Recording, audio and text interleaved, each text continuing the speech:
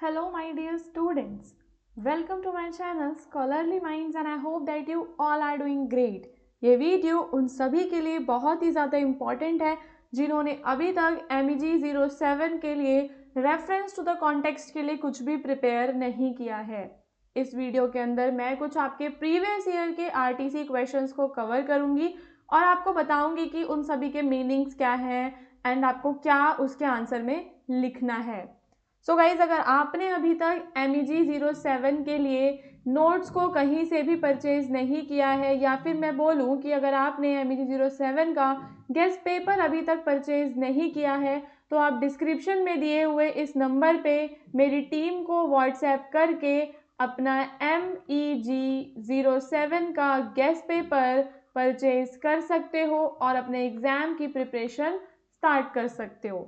So now आपको मेरी screen पे सबसे पहला ये दिख रहा होगा, beauty of the light surrounded my life, beauty of the light I have sacrifice longing and parted from grief I can bear the delight. So यहाँ पे क्या है कि जो आपका ये रेफरेंस टू द कॉन्टेक्स्ट है ये लिया गया है ब्राइड ऑफ द फायर नाम की पोयम से जो कि लिखी गई है श्री औरोबिंदो के द्वारा। So these lines are taken from the mystical poem Bride of the Fire written by the Indian philosopher and poet Sri Aurobindo. The poem belongs to his later phase of spiritual writing. तो ये वाली जो poem है ये belong करती है उनकी life के लेटर फेज से जब उन्होंने स्पिरिचुअल राइटिंग की शुरुआत की और उन्होंने इंटरनल योगा को काफ़ी ज़्यादा फिलॉसफी में इंक्लूड किया जो इम्फेसाइज करता है purification of the soul and the union with the divine. तो यहाँ पे इम्पॉर्टेंट है कि सोल को प्योरीफाई करने की बात हो रही है और डिवाइन के साथ यूनियन की बात हो रही है। ठीक है, ब्राइड ऑफ द फायर में।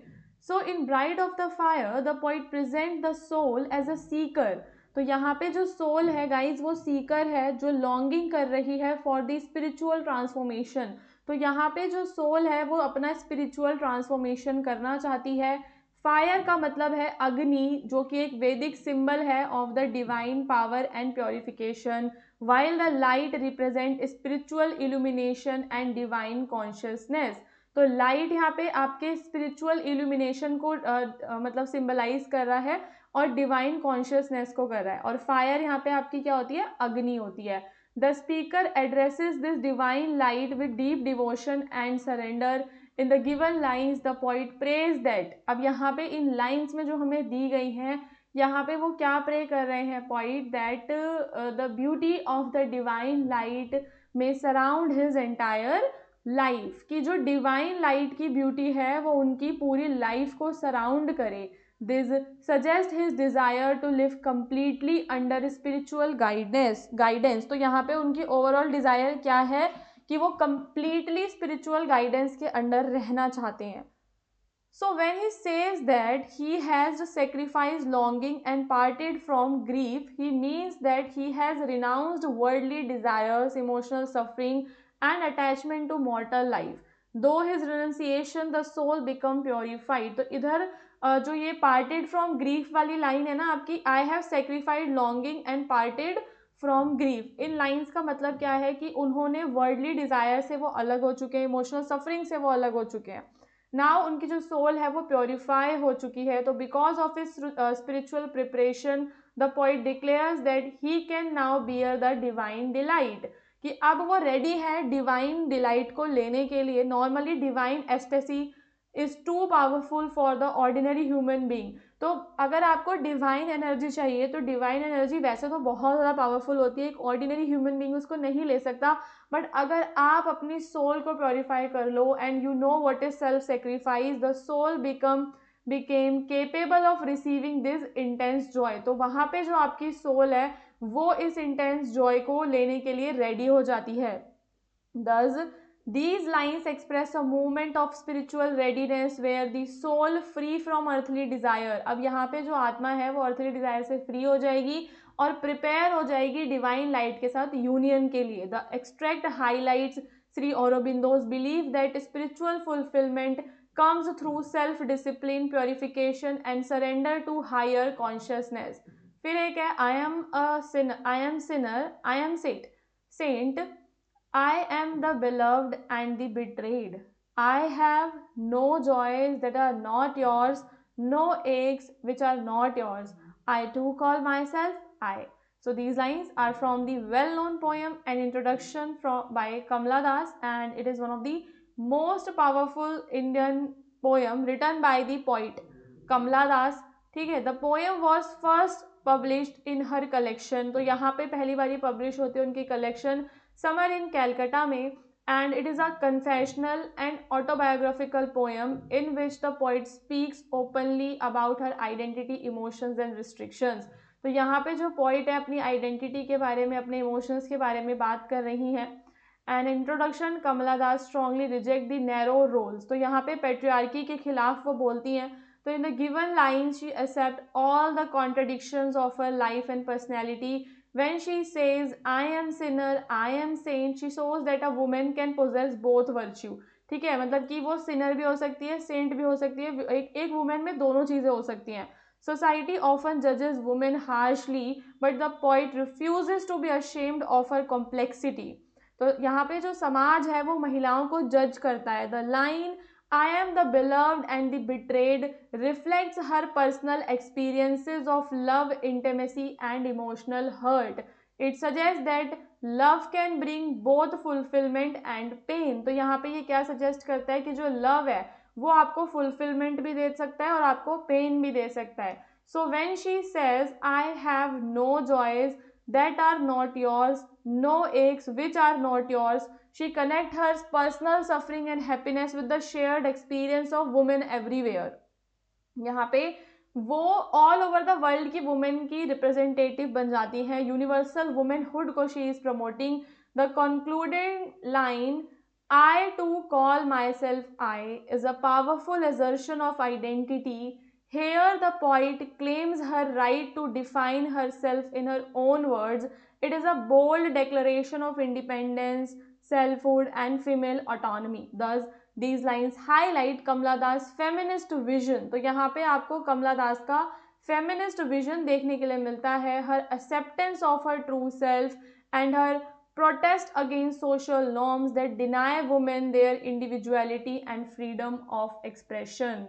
Now guys, next पे चलेंगे. The trip had darkened every face. Our deeds were neither great nor rare. Home is where we have to earn our grace. So these lines are from the poem Enterprise by Nizam Ezekiel, and one of the pioneers of modern Indian poetry. The poem is included in his collection The Unfinished Man. तो यहाँ पे निज़म एजिकियल की जो collection है the unfinished man, उसमें से ये poem लिया गया है. In this poem Ezekiel represents a symbolic journey और pilgrimage undertaken by a group of people. तो यहाँ पे जो लोग हैं वो पिलग्रिमेज पे जाते हैं, एक यात्रा पे जाते हैं, which ultimately ends in disappointment and disillusionment. और उस यात्रा के लास्ट में क्या होता है, एवरीबडी इज डिसअपॉइंटेड एंड वो इल्यूजन में फंसे हुए हैं. The poem uses the idea of an enterprise as a metaphor. तो एंटरप्राइज यहाँ पे एक मेटाफर की तरह यूज हुआ है for ambitious human effort such as spiritual quest, national movement or idealistic adventure. The journey initially begins with hope and enthusiasm but gradually turns difficult and exhausting. तो starting में journey तो hope के साथ शुरू होती है but बाद में काफ़ी ज़्यादा exhausting बन जाती है. So in the given lines, the trip had darkened every face. The poet suggests that the long and harsh journey had drained the travelers physically and emotionally. कि ये जो लंबी यात्रा थी, इस लंबी यात्रा ने हर किसी को गाइस ड्रेन कर दिया था, फिजिकली भी और इमोशनली भी. उनके जो फेस हैं, you can see fatigue, suffering and loss of hope. The lines are deeds were neither great nor rare shows their realization. अब यहाँ पे उन लोगों को रियलाइज हो गया है that their actions during the journey were ordinary and meaningless. What they believed would be heroic or significant turns out to be trivial. The concluding line, home is where we have to earn our grace, express करती है इस poem का central idea. Now the poet realizes कि जो true spiritual fulfillment है, जो वो नहीं आप achieve कर सकते on the journeys. इंस्टेड आप अपने घर में रहकर भी, ठीक है, आप अपने घर में रहकर भी ग्रेस को अचीव कर सकते हो। ज़रूरी नहीं है कि आप लंबी लंबी 4 धाम यात्राओं पे जाओ तभी आपको ग्रेस मिलेगा।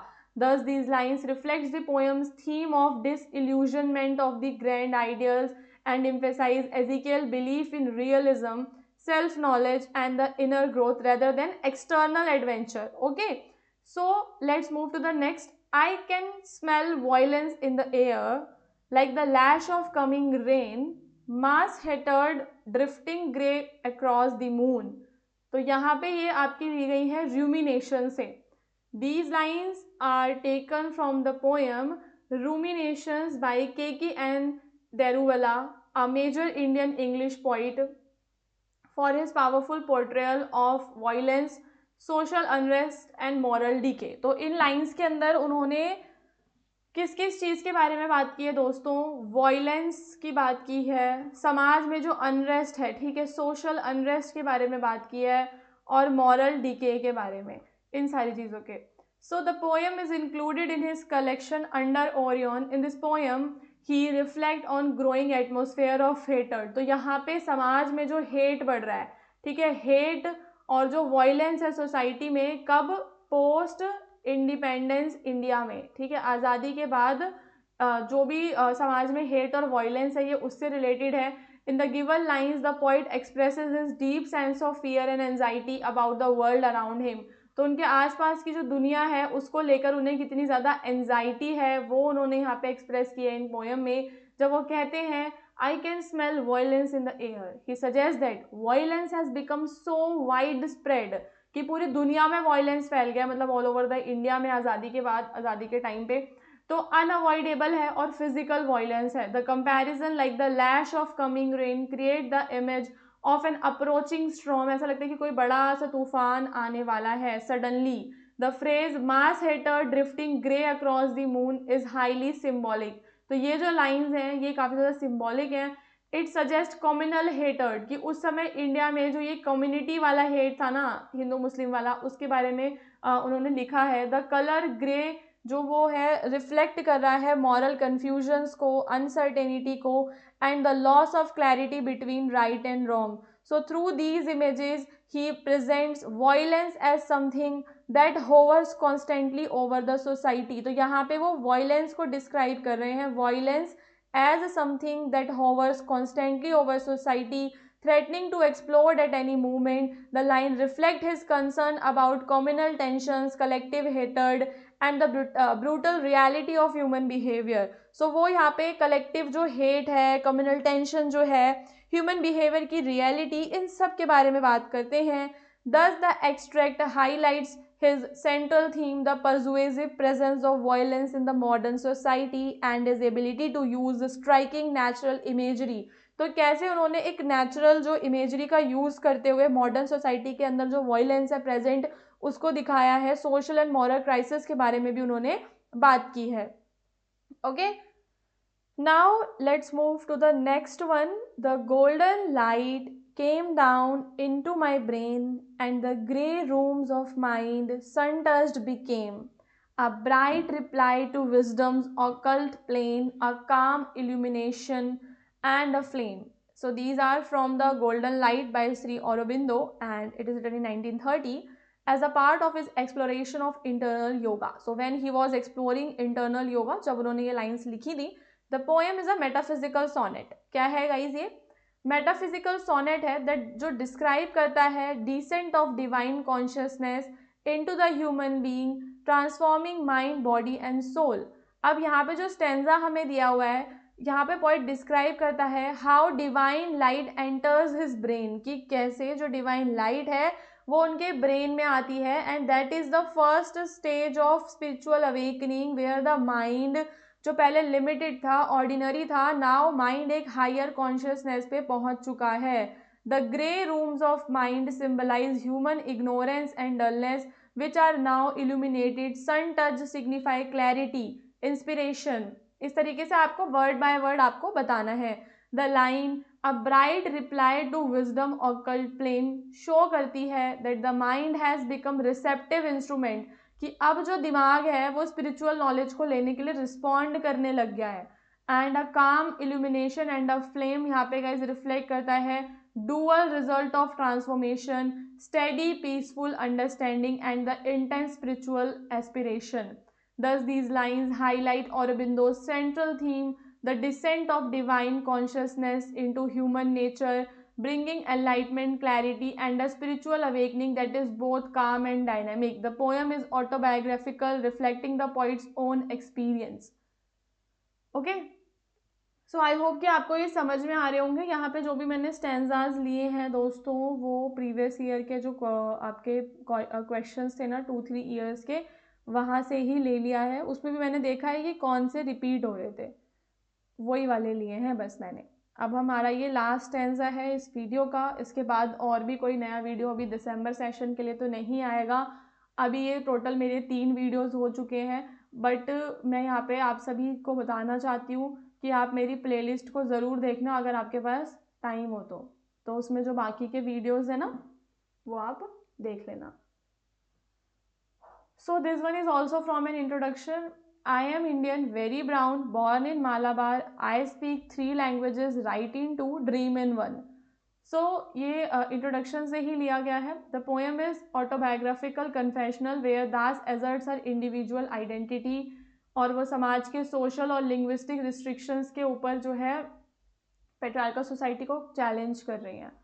Now in the lines, I am Indian, very brown, born in Malabar, the poet proudly declares her racial, cultural and regional identity.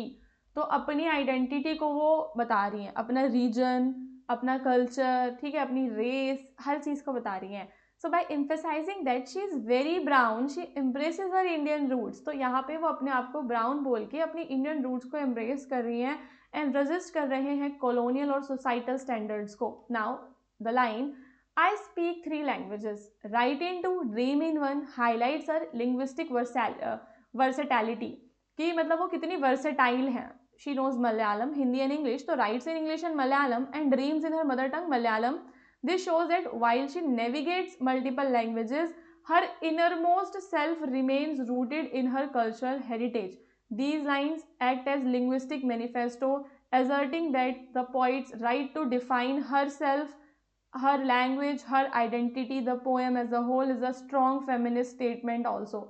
तो ये एक फेमिनिस्ट मतलब पोएम है जहाँ पे personal freedom, self expression and rejection of societal constant पे जोर दिया गया है। सो गाइज अभी आपके आगे और भी एग्जाम्स होंगे, तो आप हमारे चैनल को ज़रूर सब्सक्राइब कर लीजिए। डिस्क्रिप्शन के अंदर आपको मेरे व्हाट्सएप चैनल का लिंक मिलेगा, तो आप मेरे चैनल को ज्वाइन कर सकते हो, ताकि जब भी कोई न्यू वीडियो अपलोड होगा तो उसके बारे में अपडेट हम व्हाट्सएप पे आपको प्रोवाइड कर देंगे। और डिस्क्रिप्शन में जो हमारा नंबर है ये वाला 70620747, आप इसको सेव कर सकते हो और मेरी टीम को व्हाट्सएप करके अपने लिए MEG07 का जो गेस्ट पेपर है उसे परचेज कर सकते हो। गेस्ट पेपर के अंदर आपको सारे के सारे important questions with their answers मिल जाएंगे। So finally, I just want to say all the best for your examination. I hope कि आप सभी का एग्ज़ाम काफ़ी अच्छा जाए।